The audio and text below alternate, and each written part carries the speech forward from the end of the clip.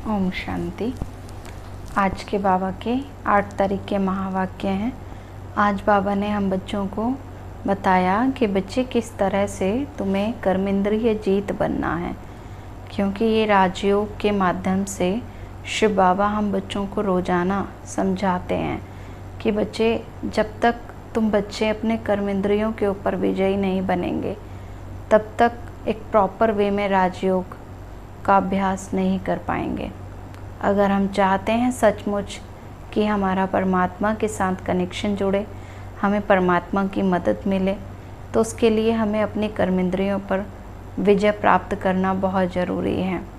तो आज बाबा ने बार बार बच्चों को यही अटेंशन दिलाया कि बच्चे सेल्फ एनालाइज करो, स्वयं की चेकिंग करो कि कहीं हमारी कर्मेंद्रियां धोखा तो नहीं देती, कहीं हमारा मन व्यर्थ की बातों में उलझा हुआ तो नहीं रहता, कहीं हम किसी को दुख तो नहीं दे रहे हैं, कहीं हमारे मन और बुद्धि अट्रैक्ट तो नहीं हो रहे हैं।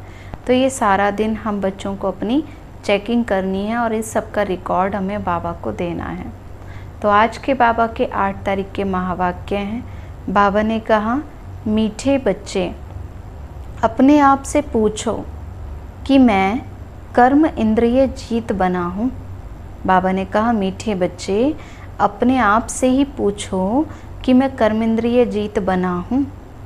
कोई भी कर्म इंद्री मुझे धोखा तो नहीं देती है, क्योंकि होता है ना, सूक्ष्म में बच्चों का मन भागता रहता है इधर उधर।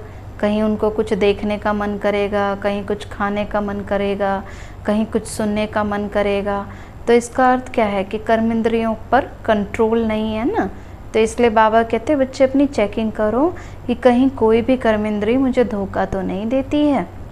प्रश्न है, कर्मातीत बनने के लिए तुम बच्चों को अपने आप से ही कौन सा वादा करना है? कर्मातीत बनने के लिए तुम बच्चों को अपने आप से कौन सा वादा करना है? उत्तर है, अपने आप से वादा करो कि कोई भी कर्मेंद्रिय कभी भी चलायमान हो ही नहीं सकती। बाबा कहते ये खुद से ही प्रॉमिस करो कि मेरी कोई भी कर्मेंद्रिय मेरे कंट्रोल से बाहर नहीं होगी, है ना, चलायमान नहीं हो सकती है। मुझे अपनी कर्मेंद्रियों को अपने वश में रखना है ना। ये अपने आप से ही हमें प्रॉमिस करना होगा ना, तभी तो हम उसको प्रैक्टिकल इम्प्लीमेंट कर पाएंगे। तो ये बाबा कहते हैं खुद से ही वादा करो कि मेरी कोई भी कर्मेंद्रिय कंट्रोल से बाहर नहीं होगी, चलायमान नहीं होंगी, और मुझे अपनी सारी कर्मेंद्रियों के ऊपर पूरा कंट्रोल रखना है। बाबा ने जो भी डायरेक्शंस दिए हैं उन्हें अमल में लाना ही है। बाबा कहें, मीठे बच्चे अब तुम्हें कर्मातीत बनना है, तो कोई भी कर्मेंद्रियों से वे कर्म मत करो। बाबा कहते हैं कर्मातीत अवस्था तभी बन सकती है जब हमारा अपनी कर्मेंद्रियों के ऊपर पूरा कंट्रोल हो। माया बड़ी प्रबल है, इसलिए बाबा हम बच्चों को ये भी बताते हैं कि बच्चे, माया अलग अलग रूपों से आती है, लेकिन उसको हमें पहचानना है। तो माया बड़ी प्रबल है, आंखें भी धोखेबाज हैं, इसलिए अपनी संभाल करो, क्योंकि आँखों का पता ही नहीं चलता ना कि कब सेकंड में यहाँ से वहाँ चली जाती है। अगर बच्चों को अपनी सेल्फ चेकिंग करना नहीं आता तो फिर उनका अपने आँखों पे भी कंट्रोल नहीं रहता है। ओम शांति। बच्चे आत्माभिमानी होकर के बैठे हो ना। बाबा हम बच्चों से पूछ रहे हैं कि बच्चे बैठे हैं तो अपने आप को देह समझकर तो नहीं बैठे हैं, आत्माभिमानी होकर बैठे हो। अपने आप से पूछो, हर एक बात अपने आप से ही पूछनी पड़ती है ना। बाप तो युक्ति बताते हैं कि अपने आप से ही पूछो कि हम आत्माभिमानी होकर बैठे हैं।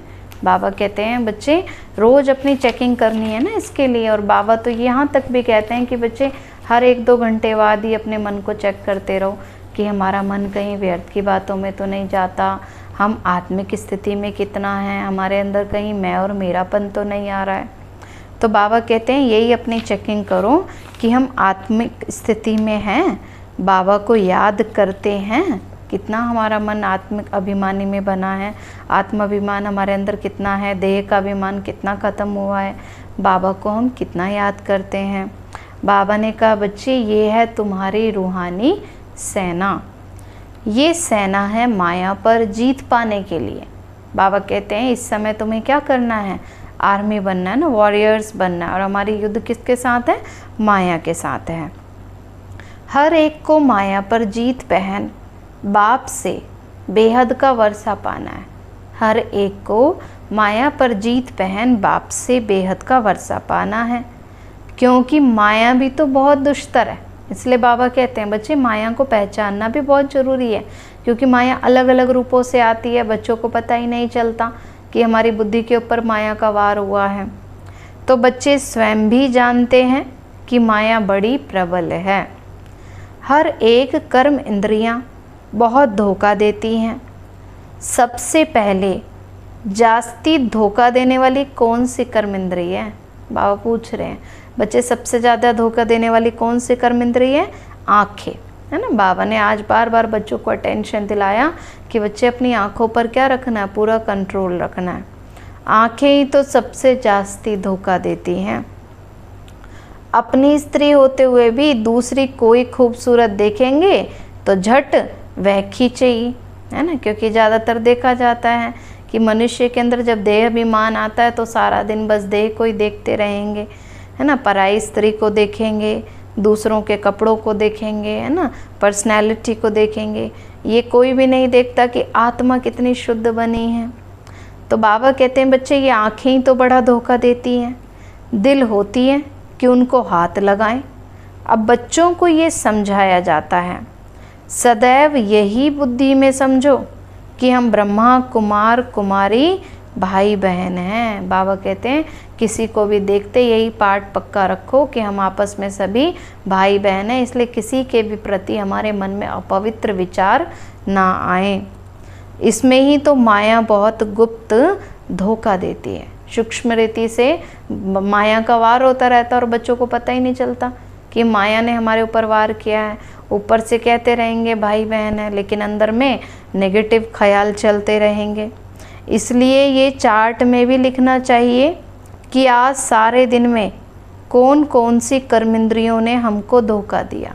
बाबा कहते हैं जब सारा चार्ट बाबा को दो तो इसमें लिखो पूरा दिन में कि कौन कौन सी कर्मेंद्रियों से हमसे कोई गलती हुई। सबसे जास्ती दुश्मन तो आँखें हैं, क्योंकि कोई भी चीज़ें देखते हैं, देखने के बाद उसमें मन जाता है, उसके बारे में चिंतन चलाते हैं। इसलिए बाबा कहते हैं आँखों पे ही अपना कंट्रोल रखो ना। तो यही लिखना चाहिए कि बाबा इस कर्मेंद्री ने हमें धोखा दिया, हमसे ये भूल हुई। बाबा कहते जो भी कुछ होता है सच्चाई से बाबा को बताना चाहिए, लिखना चाहिए ना कि बाबा हमने फलानी को देखा और हमारी दृष्टि गई। जब बताएंगे सच्चाई से तो रियलाइजेशन भी होगा और अगले दिन परिवर्तन भी कर पाएंगे। सूरदास का भी तो मिसाल है ना कि अपनी आंखें निकाल दी। अपनी जांच अगर करेंगे तो आंखें धोखा जास्ती देती हैं। तो अपनी स्त्री को भी छोड़कर कोई अच्छी देखते बस उस पर ही फिदा हो जाते हैं। आजकल तो दुनिया में यही चल रहा है ना, मनुष्य के अंदर कितना देह अभिमान आ गया है। बस सारा दिन अपनी भी देह का चिंतन करेंगे, दूसरे की भी देह ही देखते रहेंगे, जबकि ये नहीं जानते कि शरीर तो विनाशी है, ये तो मिट्टी का बना हुआ पुतला है, मिट्टी में ही मिल जाएगा। अपना शरीर ही हमारे साथ नहीं जाता तो दूसरे देहधारी कौन साथ जाएंगे।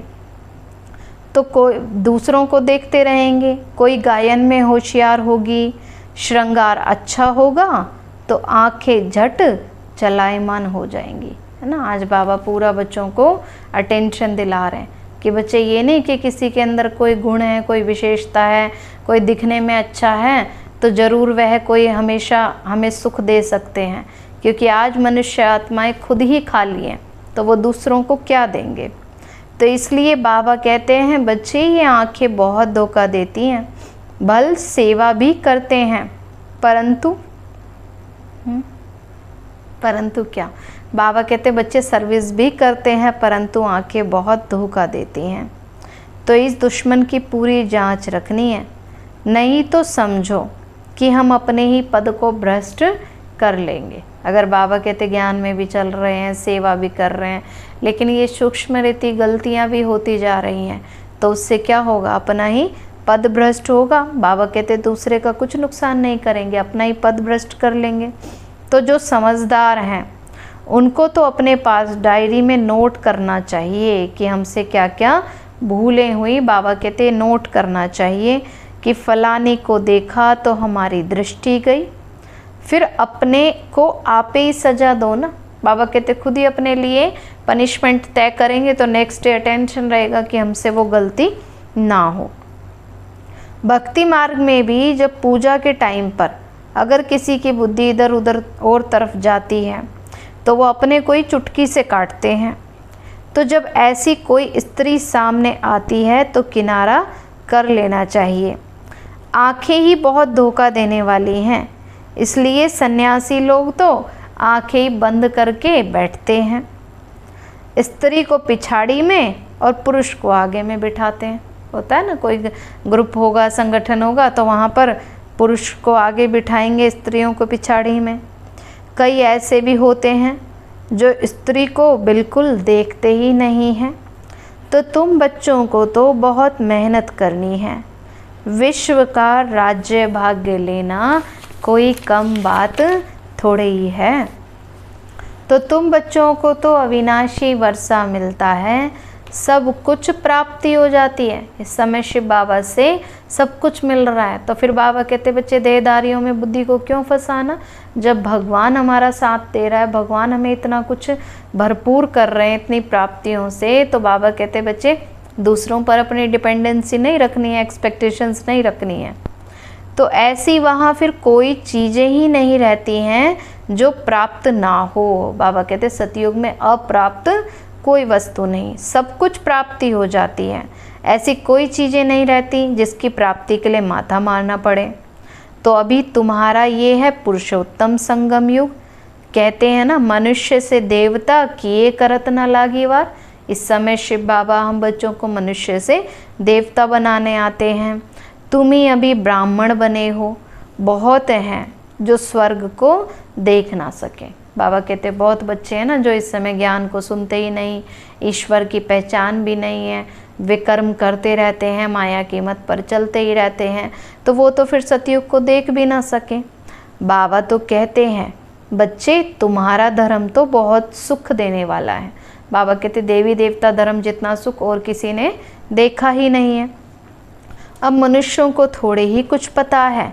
बाबा कहते हैं बच्चे रोज अपना पोता मेल देखो। बाबा कहते रोज अपनी चेकिंग करो। पहले भी होता था ना, यज्ञ में कचहरी होती थी, सब अपनी अपनी भूलें बाबा को सच्चाई से बताते थे।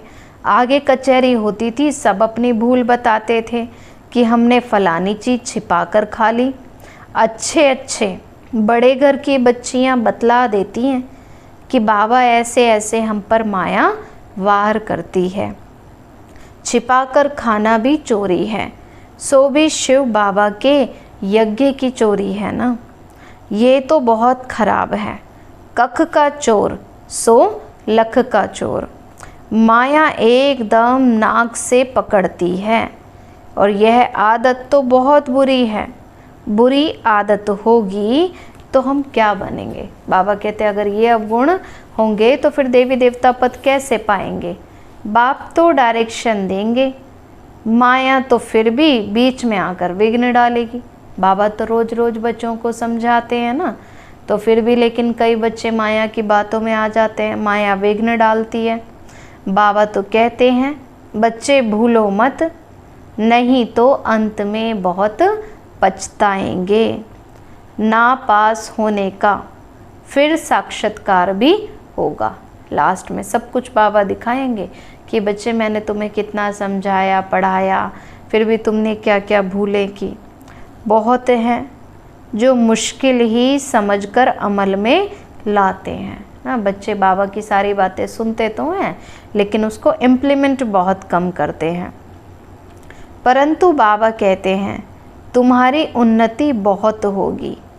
कोई को देखेंगे ख्याल आएगा, है ना। कई बच्चे होते हैं ना, पुरुषार्थ करते रहते हैं, खूब सेवा भी करते रहते हैं, उन्नति करते हैं, लेकिन फिर कुछ समय बाद बुद्धि पर माया का वार होता है तो फिर ख्याल में चले जाते हैं, है ना। किसी को देखते हैं फिर ख्याल आएगा कि ये तो बहुत अच्छी है, फिर बात करेंगे। दिल होगी कि उनको कुछ सौगात दूँ, ये खिलाऊँ, फिर वही चिंतन भी चलता रहेगा। बच्चे समझते हैं इसमें मेहनत तो बहुत है। बाबा कहते हैं बच्चे पुरुषार्थ करना है तो घड़ी घड़ी अपने ऊपर अटेंशन भी देना पड़ेगा, क्योंकि माया बीच बीच में बच्चों की बुद्धि पर वार कर देती है, बच्चों को पता भी नहीं चलता कि माया का वार है। तो एक कर्म इंद्रियाँ हैं, बहुत धोखा देती हैं। रावण का राज्य है ना।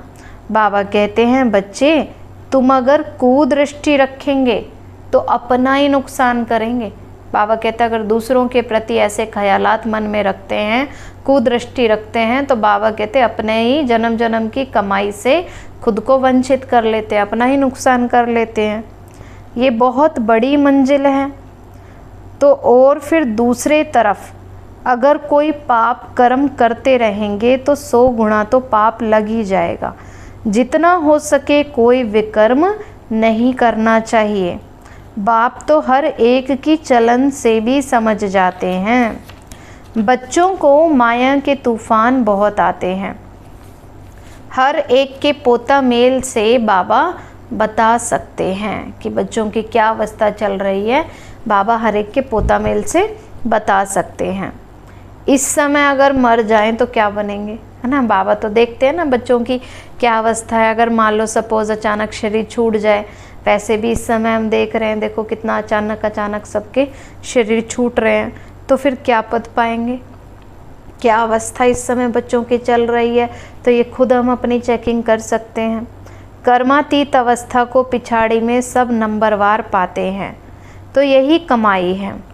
कमाई में मनुष्य कितना बिजी रहते हैं, खाना भी खाते रहेंगे और टेलीफोन कान पे भी होगा। बाबा कहते बच्चे दुनिया में तो स्थूल कमाई के लिए कितना रात दिन एक कर देते हैं। रात के 2 बजे भी ऐसे बैठे रहेंगे, है ना, कि बस जब तक ग्राहक आते रहेंगे तो उनको नींद भी नहीं आएगी।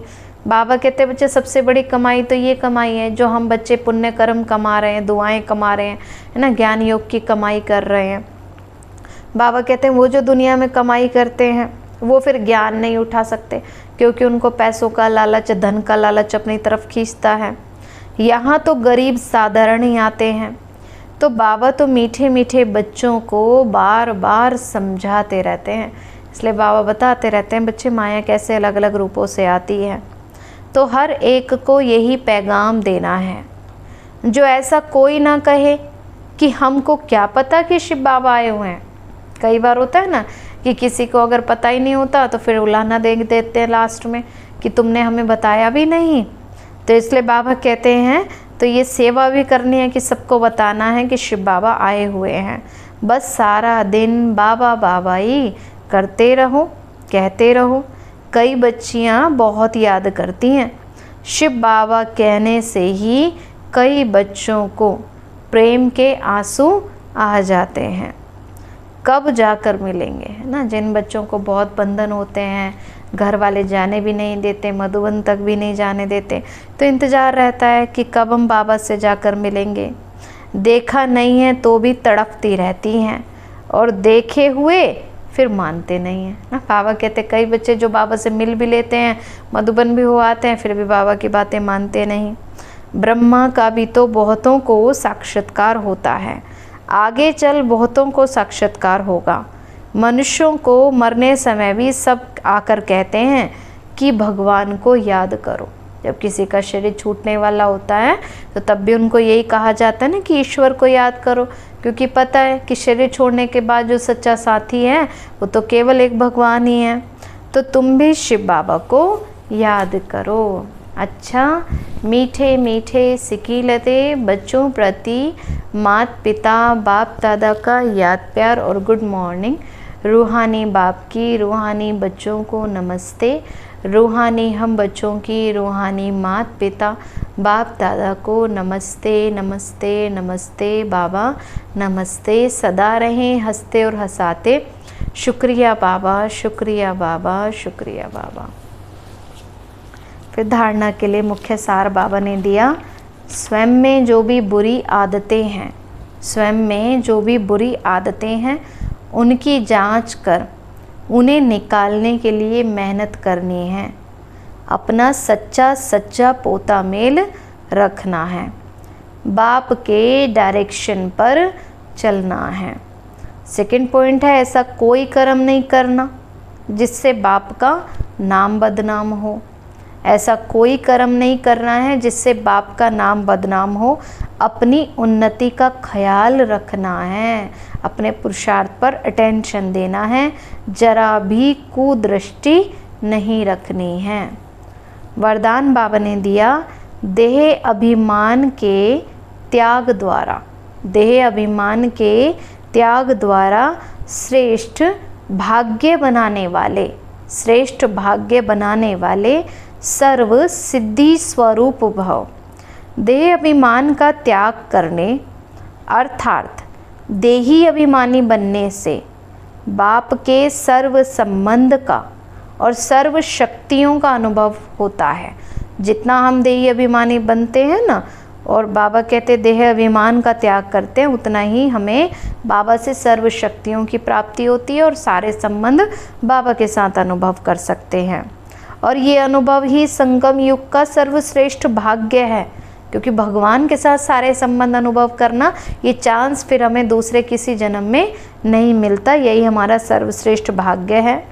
विधाता द्वारा मिली हुई इसी विधि को अपनाने से ही वृद्धि भी होगी और सर्व सिद्धियां भी प्राप्त होंगी। बाबा कहते जब सारे संबंध बाबा से निभाएंगे तो सारी शक्तियां भी बाबा से मिलेंगी। बाबा कहते और हर कार्य में सफलता भी होगी, उन्नति भी होगी। तो देहधारी के संबंध व स्नेह में तो अपना ताज तख्त और अपना असली स्वरूप सब छोड़ दिया। बाबा कहते जितना देह अभिमान में आते गए उतना ही क्या हुआ, ताज तख्त सब छूट गया, सारी प्राप्तियां खाली हो गई, वंचित रह गए। तो क्या बाप के स्नेह में देह अभिमान का त्याग नहीं कर सकते? बाबा कहते हैं मनुष्यों के स्नेह में तो देह अभिमान में आने से सब कुछ गंवा दिया। अब भगवान से अगर स्नेह रखेंगे तो सब कुछ प्राप्त हो जाएगा। तो इसके लिए क्या करना होगा? देह अभिमान का त्याग, और इसी एक त्याग से ही सर्व भाग्य प्राप्त हो जाएंगे। बाबा कहते हैं एक देह अभिमान का त्याग होगा और इसी से सर्व भाग्य प्राप्त हो जाएंगे। स्लोगन बाबा ने दिया, क्रोध मुक्त बनना है तो स्वार्थ की बजाय निस्वार्थ बनो। क्रोध मुक्त बनना है तो स्वार्थ की बजाय निस्वार्थ बनो। इच्छाओं के रूप का परिवर्तन करो। बाबा कहते हैं इच्छाएं कब पैदा होती हैं? जब हमारे अंदर स्वार्थ आता है। तो इसलिए बाबा कहते हैं इच्छाएं नहीं रखनी है, केवल शुभ भावनाएं रखनी है, तो अपने आप ही बाबा की मदद हमें हर कार्य में प्राप्त होती रहेगी। अच्छा, ओम शांति, ओम शांति, ओम शांति।